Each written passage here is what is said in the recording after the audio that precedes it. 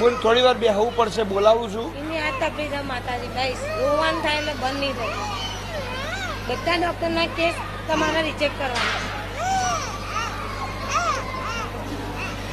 એક જન્મીન દીકરો કનો મરી ગયો? બોલ હા, આનો જોડવા હતો એ. મરી ગયો ને? હા, એક મરી. કોને કશું નહીં થવાતું, જવાબદારી મારી છે. માં પણ બોન જ નહીં થતો. દુનિયાના બધા ડોક્ટર ફરી છે. છેલ્લા વાગ્યા છે ઘડિયાળમાં? 1 કલાકની મારી બાધા, 1 જ કલાકની હો. બોનમાં બોલું છું, અફીણ પીધું નહીં, દારૂ પીધો નહીં.